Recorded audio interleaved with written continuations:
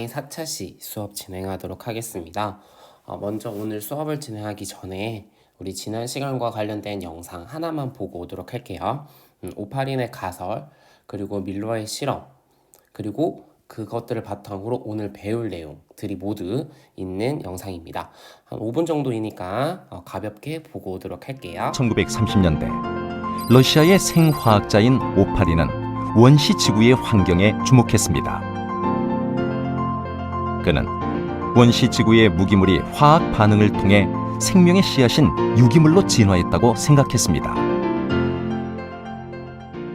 So he thought that maybe life began from a chemical source using polymers that were produced by a non-biological process. He was a real pioneer in this regard, and we really look back to him as the person who first thought about this question.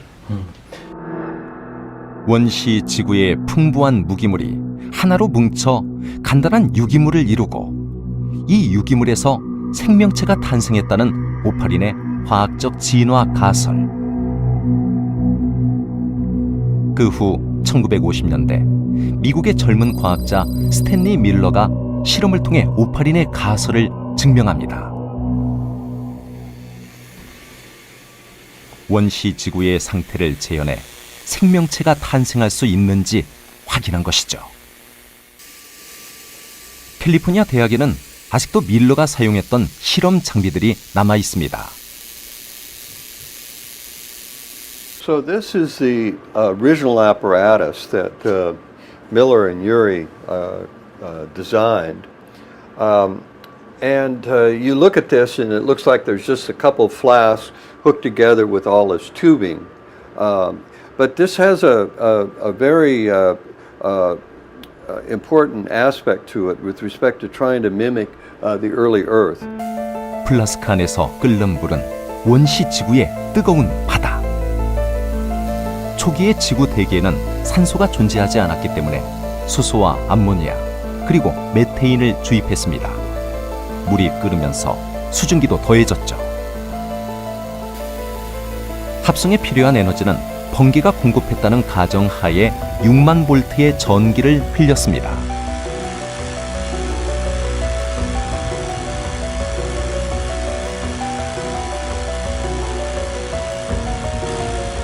그 결과 밀러는 단백질 합성의 주요 원료인 아미노산이 생성된 것을 발견합니다. Well, the first result, finding this even one amino acid, was stunning. It's such a simple experiment. And remember, amino acids are the building blocks of proteins, which make up all life as we know it. They're a central part of biochemistry and biology. 단백질의 원료인 아미노산뿐 아니라 포도당을 만드는 유기산도 생겨났습니다. 그리고 계속된 실험에서 4가지 종류의 아미노산이 추가로 발견되었고 그 중에는 가장 중요한 아미노산 중 하나인 알라닌도 포함되어 있었습니다.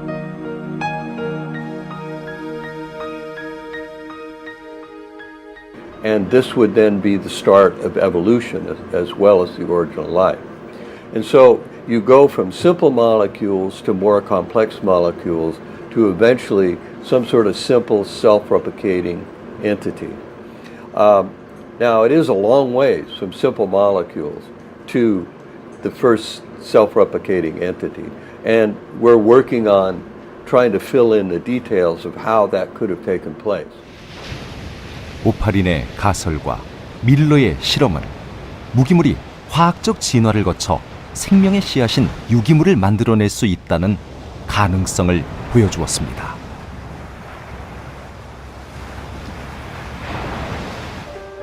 그렇다면 이 유기물은 어떻게 최초의 생명체를 만들어냈을까요?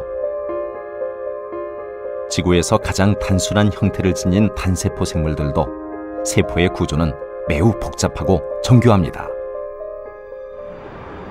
특히 인간의 몸은 약 60조 개의 세포로 이루어져 있고 모든 생명 활동이 세포와 연관돼 있습니다.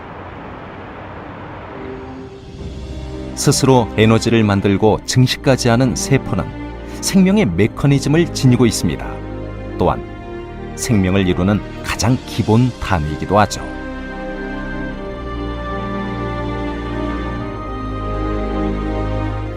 자, 영상 잘 보셨나요? 영상에서는 얘들아 우리 지난 시간에 했던 오파린의 가설 그리고 밀러와 유리의 실험에 대한 내용까지 한 번 더 언급이 되어 있었습니다. 물론 처음 듣는 용어도 하나 나왔을 거예요. 그 용어는 오늘 배울 거고요. 자, 얘들아 앞에 영상에서 결론은 얘들아 결국 뭐야? 어떤 생명체의 기원, 즉 최초의 생명체가 탄생하기 위해서는 어떤 구조가 꼭 나타나야 해요. 그렇지. 얘들아 세포라는 구조가 꼭 나타나야 된다라는 거예요. 세포라는 구조가 왜 꼭 나타나야 하냐? 자, 얘들아 세포는 우리가 뭐라고 배웠냐면 지금까지 계속 얘들아 우리는 구조적, 기능적 단위라고 배웠어요. 생명체의 구조적, 기능적 단위를 우리는 세포라고 한다. 그 얘들아 구조를 이루는 기본 단위이면서도 기능을 하는 기본 단위이기 때문에 이 세포가 없다면 생명체가 있을 수 있다 없다? 없다라는 거예요. 결국 이 세포라는 아이가 꼭 있어야지만 생명체가 만들어지는데 그럼 얘들아 세포라고 하는 아이가 그러니까 얘가 세포야 라고 부를 수 있는 아이들은 무엇을 꼭 가지고 있을까? 얘 세포야 라고 했을 때 이 아이 세포야 라고 했을 때 얘가 세포야 라고 할 수 있는 가장 기본적인 구조. 그렇지. 여기 지금 보이겠죠? 뭐예요 얘들아? 막이야 막. 그렇지. 막이라고 하는 아이가 꼭 있어야 된다라는 거예요. 자, 그러면 왜 막이라는 아이가 꼭 있어야 될까? 얘들아, 막으로 둘러싸여서 이 아이가 세포라는 구조예요 라고 얘기를 할 수 있어야 되는데 그런 아이가 없으면 어떻게 된다? 얘가 세포인지 아닌지 모른다라는 거예요. 그럼 결국은 세포라는 아이가 나오기 전에는 얘들아 뭐가 먼저 출현해야 돼? 막을 가지고 있는 아이가 먼저 나타나야 됩니다. 자, 요거 오파린 가설을 다시 한번 정리해 볼게요, 얘들아. 자, 오파린 가설을 기억을 나실런지 모르지만 여기 이거였죠. 자, 오파린의 가설은 처음이 뭐였냐면 얘들아, 무기물이에요. 자, 무기물로부터 뭐가 먼저 만들어지는 거야? 그렇지. 단순한 유기물, 아미노산이라든 뉴클레오타이드와 같은 단순한 유기물이 만들어집니다. 요거 밀러의 실험에서 증명했었죠. 자, 그리고 이어서 이 단순한 유기물로부터 복잡한 유기물이 만들어져야 돼요. 단백질이나 핵산 등이 만들어집니다. 요거는 누가 했어요? 네, 폭스 실험이었습니다.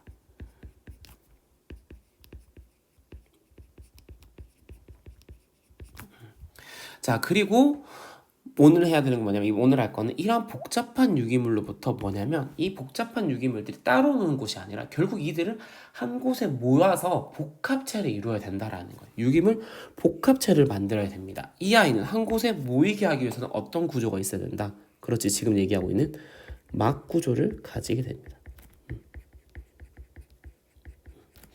막 구조를 가져서 복잡한 유기물들을 모아놓은 유기물 복합체가 만들어지는데요. 오늘 우리가 알아볼 유기물 복합체는 세 가지입니다. 자, 첫 번째는 아까 영상에서 나왔던 아이입니다. 베이트라고 하는 거예요. 자, 요거는 누가 재현했느냐? 오파린이 냈습니다. 그리고 두 번째는 마이크로스피어. 피어라고 하는 막을 가진 물질을 또 볼 건데 얘는요 폭스의 실험으로 재현이 됐고요. 오늘날 이것들보다 조금 더 최초의 생명체 탄생과 연관이 있다라고 보고 있는 아이, 그 아이가 누구냐면 세 번째 리포솜입니다. 요것들에 대해서 오늘 한번 보도록 할게요. 그러니까 결국은 뭐냐면 얘들아 이런 코아사르베이트라든지 마이크로스피어, 리포솜이 결국 의미하는 게 뭐냐면 세포라는 원시 세포가 태어나기 전에는 뭐가 먼저 있어야 된다? 막구조를 가지는 물질이 먼저 나와야 된다라는 거고요. 그리고 막구조를 가지는 물질들의 유전 물질들이 들어감으로써 우리가 말하는 무엇이 만들어졌을 거다? 원시 세포가 출현하게 되었다라는 의미입니다.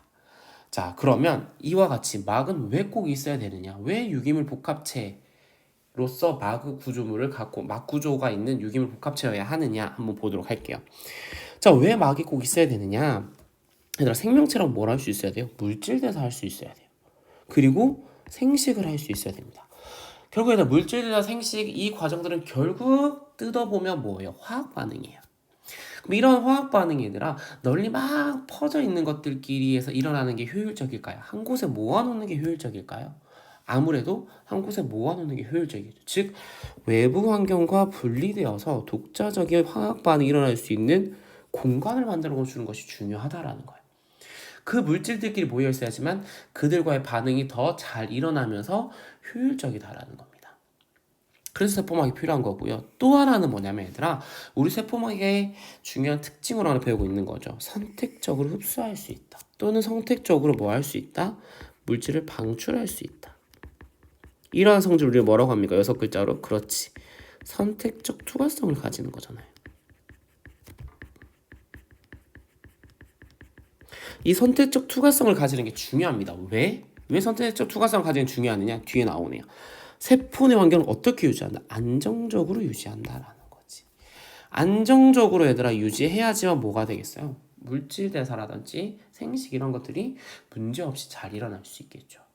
그래서 막이라는 구조물은 꼭 필요하다. 세포막은 얘들아 선택해서 가지고 있어야 되는 게 아니라 생명체라고 하면 세포라고 하면 꼭 가지고 있어야 되는 필수템이다 라는 거죠. 자, 이런 필수템인 세포막이 중요한 것을 간단한 우리 사고 실험으로 한번 보도록 할게요. 자, 얘들아 밑에 자료 해석입니다. 왜 이러지? 자료 해석이에요. 어이구야. 자, 왜 이래? 자, 보시면 왜 이러는 거야? 잠깐만 얘들아. 잠시만. 이상하다. 자, 자료 해석인데요. 자, 세포막의 중요성입니다. 자, 왜 그러냐면 얘들아 봐봐. 자, 첫 번째는 이런 거예요. 액체 배지에 내가 넣고 대장균을 여러분 기를 거예요. 그러면 뭐냐면 이 액체 배지는 양분이 있어요. 그럼 양분을 가지고 뭐야? 대장균은 증식을 할 겁니다. 수를 늘릴 거예요. 생장하고 증식을 할 겁니다. 자, 그러면 얘들아 액체 배지에 있는 걸 이용을 했으니까 우리가 어떻게 생각할 수 있어? 액체 배지에 있으니까 액체 배지 성분들이 대장균 내부로 들어갔으니까 이 둘은 같아야 되지 않을까, 성분이? 그렇게 생각하지만 결국 뜯어보면 얘들아 같다 다르다. 그렇지, 다르다라는 거야. 다르다는 게 첫 번째입니다. 왜 다를까?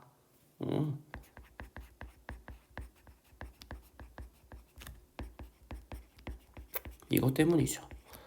대장균의 세포막은 선택적 투과성을 가지기 때문에 물질 조성이 다르다라는 거. 액체 배지와 세포 내부에 다르다라는 거고요.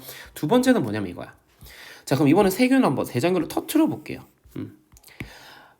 빠방빵빵빵빵빵 다 터트려요.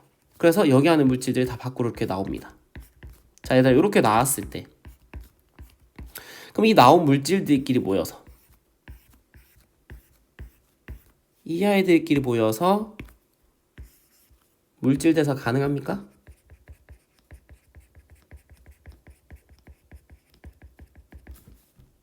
안 되잖아요. 그렇죠? 안 된다라는 거예요. 왜? 조성이 바뀌었잖아. 그러니까 뭐예요? 화학 반응이 제대로 안 일어난다는 거예요. 즉 대장균이 세포라는 구조를 갖고 있을 때 그 대장균 세포 내에 있는 물질 조성이 어떻다? 가장 효율적이다라는 거예요. 화학 반응이 일어나는 게. 그래서 이러한 차이가 있더라. 그래서 세포막의 중요성을 이렇게 우리가 생각해 볼 수 있습니다.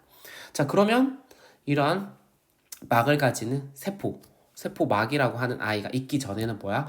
막을 가지는 어떤 물질이라고 했습니다. 막 구조를 가진 어떤 물질을 알고 있는데 이 물질들은 여러 과학자들이 실험해서 여러분들 밝혀냈거든요.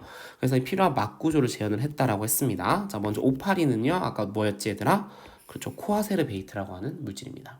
이 코아세르베이트 막 가지고 있어요. 자, 그런데 이 막은 독특합니다. 이 막은요. 액상 형태예요.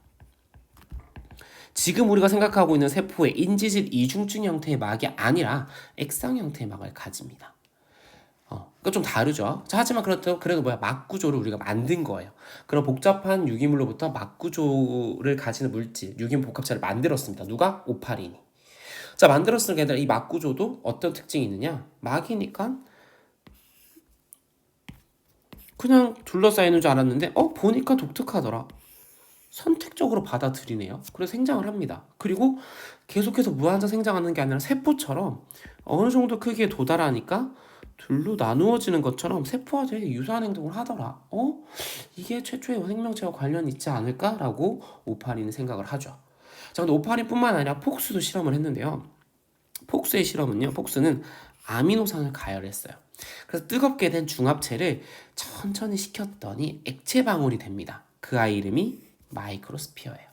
이 마이크로스피어도 보니까 얘들아 뭐냐면 막 구조를 가지더라는 거예요. 그런데 이 막은요 코아세르베이트랑은 다릅니다. 아무래도 아미노산을 만들었다 보니까 막 구성하는 주성분이 단백질로만 구성된 막을 가진다라는 거죠. 그러니까 단백질로만 구성된 막을 가진다라는 게 누구와 좀 다르다? 코아세르베이트와는 다른 게 특징입니다. 액상 형태의 막과 단백질로 구성된 막을 가진다. 하지만 공통적인 특징은 뭐냐면 물질을 선택적으로 흡수할 수 있다는 것이고요. 얘도 똑같이 스스로 분열하는 특성이 있더라. 무한정 커지지는 않더라라는 겁니다. 이렇게 오파린과 폭스에서 우리가 막구조 물질을 재현을 오파린과 폭스가 재현한 막구조 물질들을 가지고 우리가 추론을 했었는데요. 최근에는 이것들보다 조금 더 최초의 생명체 탄생과 관련있다고 하는 물질 뭐라고 했었죠? 그렇지, 리포솜에 대해서도 많이 얘기를 하고 있습니다. 자, 얘들아, 리포솜도 당연히 막구조를 가진 유기물 복합체입니다. 그렇기 때문에 얘도 뭐 꼭 그렇기 때문은 아니지만 그러면서 코아세르베이트와 마이크로스피어가 가지고 있는 특징들을 똑같이 가져요. 선택적 투과성이 있고요.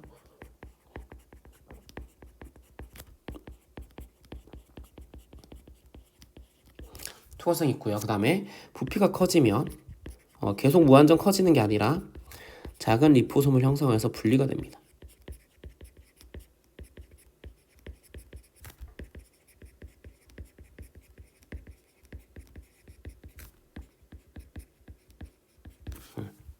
특징이에요. 자, 근데 얘가 왜 최초의 생명체 탄생과 가장 관련했다고 보고 있느냐? 얘네 막 구조가 바로 인지질 이중충 구조라는 겁니다. 리포솜은 인지질 이중충 구조를 가지고 있더라. 즉 선택적 투과성을 띠고 있더라. 다른 것보다 좀 더 선택적 투과성을 띠고 있더라라는 게 특징이 되죠. 그래서 최초의 생명체와 관련 있다라고, 최초의 생명 탄생과 관련 있을 것이다라고 보고 있습니다. 실제로 리포솜에 안에 유전물질 넣어주고요, 그 다음에 뭐 또 효소들 넣어주고 하니까 어떻게 되냐면 안에서 막 물질 대사, 즉 화학 반응을 하더라는 거예요. 뿐만 아니라 리포솜 인지질 이중충 구조에 막단백질을 심어줬더니 세포에서 보이는 형태와 되게 유사하게 작용을 하더라는 것을 볼 수 있습니다. 그래서 아마 여러분도 우리 생투에서 앞에서 좀 공부했던 친구들 알 거예요. 그 ATP 합성 요소 그 역할에 대해서 문제 나올 때 그때 실험에서 사용했던 게 리포솜이에요. 리포솜에 ATP 합성 요소를 심어주고 안 심어주고를 아마 했었던 예시들이 있을 겁니다. 그러니까 그만큼 최초의 생명체와 매우 유사한 막 구조를 가지고 있기 때문에 우리가 이제 보고 있다라는 것을 눈여겨보고 있다라고 생각하시면 되겠습니다. 여튼 뭐 어찌저든 했든 간에 우리가 돌아가진 않았기 때문에, 과거로 돌아가 보지는 못하기 때문에 무엇이다 라고 단정할 수는 없지만 현재 이러한 가능성이 가장 높다, 리포솜이 가장 어떤 최초의 생명체와 큰 관련이 있을 거다라고 얘기를 하고 있고요. 그러면은 여튼저튼 해서 그렇게 만들어진 최초의 생명체는 어떤 아이였을까라고 과학자들이 생각을 하면 이렇게 얘기를 합니다. 원시 바닥 속에 있는 유기물을 이용하는 아이였을 거다. 그 유기물을 이용해서 에너지와 물질을 얻는데, 이러한 것을 우리는 생물로 뭐라고 하냐면 종속 영양 생물이라고 해요. 그러니까 이 아이들이었을 것이다 라고 얘기를 합니다.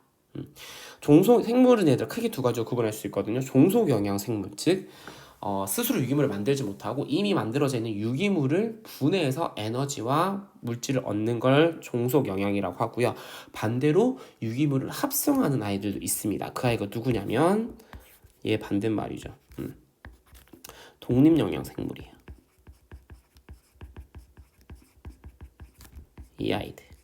이 아이들의 특징은 뭐다? 그렇지, 유기물을 합성할 수 있다라는 거죠. 오늘날의 얘들아 뭐로 보면 될까? 광합성하는 생명체들을 광합성하는 생명체들이라고 보시면 될 것 같아요. 이렇게 종속 영양 생물이었을 것이다 라고 얘기를 해요. 그럼 다시 얘들아 생명체니까 그럼 그 아이는 뭘 갖고 있어야 돼? 그렇지, 유전물질 갖고 있어야 돼요. 그리고 효소도 가지고 있었을 거예요. 또한 막이라는 구조를 통해서 물질의 이동을 조절할 수 있는 아이였을 텐데, 그 아이는 진핵 생물이 아니라 어떤 아이였을 것이다? 원핵 생물이었을 것이다. 왜? 단순한 형태여야 되니까 원핵 생물이었을 것이다 라고 얘기를 하고 있습니다. 물론 그게 무엇이다 라고 아직 특정하지 못하지만 그렇게 우리는 추론, 합리적인 추론을 할 수 있고요. 과학자들도 다양한 근거를 바탕으로 합리적 추론을 하고 있습니다. 자, 이러한 얘기들이 나왔을 때 가장 중요한 거 있었던 거예요. 그러면 대체 그 최초의 생명체의 유전 물질은 뭐였어? 라는 의문이 생기는 거죠. 걔 단백질 효소 갖고 있었던 거야. 걔도 이 의문이 됩니다. 자, 왜 이 의문이 생기냐면 얘들아, 당연히 생명체라고 하면 유전 물질을 갖고 있어야 돼요. DNA였을까? RNA였을까? 라는 의문이 생기는 거고요. 왜 효소에 대해서도 의문이 생기냐면 지금 얘들아 효소가 중요한 이유는 뭐예요? 물질 대사에 없어서는 안 되는 존재가 효소거든요. 그런데 효소에 대한 정보를 누가 갖고 있어요? DNA나 RNA, 유전 물질이 갖고 있거든요. 그러면 그 당시엔 유전 물질이 먼저 있어야 되고 유전 물질로부터 효소가 만들어졌어야 되는데 지금으로 본다면 어떻게 그게 순차적으로 될 수 있었을까라는 의문이 생기는 거죠. 단백질이 먼저였을까? 유전 물질이 먼저였을까라는 의문이 생깁니다. 그래서 과학자들이 이것에 대해서 막 연구를 하고 여러 가지 가설을 내고 있는데 그 중에서 가장 뭐라 해야 될까? 인정받고 있다고 해야 될까요? 아니면 가장 유력하다고 해야 될까요? 아니면은 많은 사람들이 그렇구나라고 생각하고 있는 것 중에 하나가 뭐냐면 RNA 우선 가설입니다. 자, RNA 우선 가설은 뭐냐면요. 최초의 생명체 유전 물질 RNA다 라는 거예요. 자, 이거 인정할 수 있겠죠, 얘들아. 왜? DNA보다는 RNA가 조금 더 단순하니까 그럴 수 있을 것 같아. 그런데 여기서 의문이 최초 생명체 효소도 RNA였다. 여러분 이거 이해돼요? 효소 단백질인데 주성분 RNA가 효소 역할을 한다고? 라는 과학자들의 의문이 생겼죠. 그럼 이런 가설이 나왔을 때 얘들아 아무런 실험적 근거 데이터 없이 얘기는 하진 않았을 거예요. 그러니까 실험을 했더니 이런 거예요. RNA가 당연히 얘들아 뭐 유전 정보 전달할 수 있으니까 유전 정보 저장할 수 있다라는 거야. 저장했을 것이다. 복제도 가능하니까 오케이. 뭐 다들 이건 잘 받아들였어요. 단순하니까 가능성이 있겠지. 자, 그런데 어떻게 얘가 RNA가 효소 역할을 하냐 라고 봤더니 여러분들 봤더니 독특한 거예요. RNA가 이렇게 단일 가닥인데 온도가 낮아지니까 이렇게 이중가닥 입체 구조를 이렇게 형성을 할 수 있다라는 거야. 근데 입체 구조를 형성을 했다라는 거야. 누가? RNA가 이렇게 입체 구조를 형성하는데 근데 웃긴 게 얘가 그냥 입체 구조만 가지는 게 아니라 이게 물질 대사, 즉 화학 반응에 관여를 하는 거예요.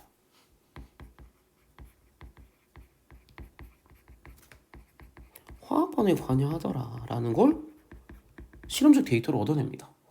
신기한 거야. RNA는 그냥 또 유전 물질이라고 생각했는데 얘가 입체 구조를 가지더니 마치 누구처럼 효소처럼 화학 반응에 관여하는 거예요. 그래서 이런 것들을 발견하게 되고요. 이러한 아이들 이름을 붙입니다. 즉 RNA가 효소처럼 촉매 기능을 가진 RNA를 우리는 뭐라고 하느냐? 이걸 우리는 리보자임이라고 한 거예요. RNA 플러스 엔자임을 붙인 겁니다. 그래서 리보자임이라고 하는 물질을 발견하면서 이 RNA가 효소 역할도 했을 것이다 라는 그 가설을 지지하고 있습니다. 그래서 다시 보시면 최초의 생명체는 이렇게 유전 물질과 효소의 역할이 무엇일까에 대해서 의문을 가지고 여러 가설이 있었는데 그 중에 지금 대표적으로 주목받고 있는 게 RNA 우선 가설이라고 하는 거고요. 이 아이는 유전 물질도 RNA지만 효소도 누가 했다? RNA가 했다. 이때 효소처럼 촉매 기능을 가진 RNA를 우리는 뭐라고 한다? 리보자임이라고 하고 이 아이가 그 역할을 했을 것이다 라고 얘기를 하고 있습니다. 이게 바로 RNA 우선 가설이라고 보시면 될 것 같아요. 그래서 RNA 우선 가설 밑에 이렇게 됩니다. 자, 원시적으로는 먼저 RNA 자체가 유전 정보를 갖고 있고요. 또 리보자임이라는 리보자임으로서 촉매 기능도 하더라는 거예요. 그러니까 RNA로서만 얘가 복제도 하고 뭐 생명체 뭐 지가 필요한 거 다 하더라는 거예요. 그리고 좀 시간이 지나서 RNA로부터 뭐가 만들어진다? 단백질이 만들어진다라는 거죠. 그래서 RNA가 촉매 기능을 가진 단백질 합성을 지시하게 되는 거고요. 그리고 이것들이 좀 더 진화를 해서 오늘날 DNA, RNA, 단백질 기반 체계를 가지고 가더라. 그래서 DNA가 무엇을 담당하고요? 유전 정보 저장을 담당을 하고요. RNA는 유전 정보를 전달하는 기능에 좀 더 초점을 맞추고 단백질이 무엇을 한다.